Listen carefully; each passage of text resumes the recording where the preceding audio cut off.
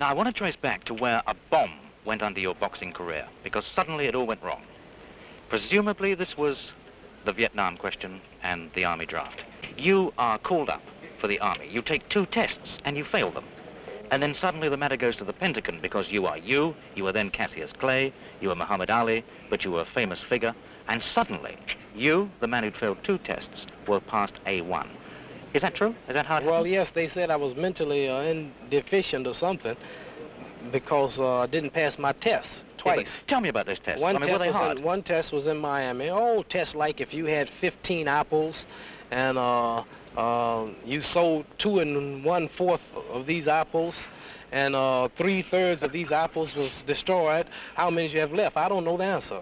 I barely got through school. I'm not really a good reader nor a good speller. You have a time limit on all the tests. And most of them I just guessed because I was too embarrassed to say I couldn't read the test that quick. Yes. So they had psychiatrists. 2 psychiatrists came from Washington, D.C., took me to Kentucky, and they examined me to see if I was joking. And they found that the same test the last one corresponded with the first one. So then, this is still when I was Cassius Clay and a Christian.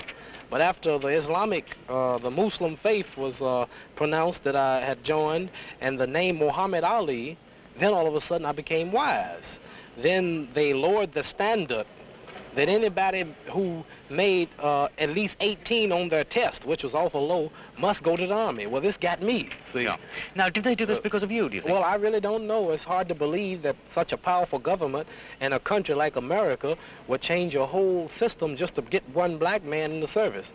You'd only have to say one thing in this country, and you could be back in boxing tomorrow. Yes, but I don't know. I don't think I'd have to say that. Many reasons could probably get me back. Number one, first, my case would have to be throughout, draft case. If they don't do that, I'll probably have to do 4 or 5 years in prison. And then if I come out then, if I'm in shape, then I can consider it.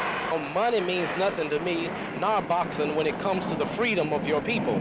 So everything I'm doing, if it means hitchhike tomorrow, if it means be raggedy, if it means look for a job, I'll be happy because I can go to bed, my conscience is clear, and I didn't sell out or trade my people just because I could be rich in Hollywood with a yacht out here on that could be my yacht right there. Imagine it's valued at $200,000, but I wouldn't want that damn yacht if I couldn't go back over in the black neighborhood and protest a black woman being raped. The hell with the yacht, the hell with the championship. So I want the people to know this, you understand? Message! You noticed, when you talk to me, when they do interviews with me, they're not the interviews that you do with boxers. Boxers usually don't talk. And all they can tell you is he ran 5 miles yesterday, or got good left jab, or I'm not that type of Negro, black man, you understand? Yes. See, the questions they asked me on interviews and in colleges is the same thing or more complicated than you would ask the Queen of England or President Nixon or some senator politician. So I would say that I'm awful happy because what I'm doing now I feel to be much greater than boxing.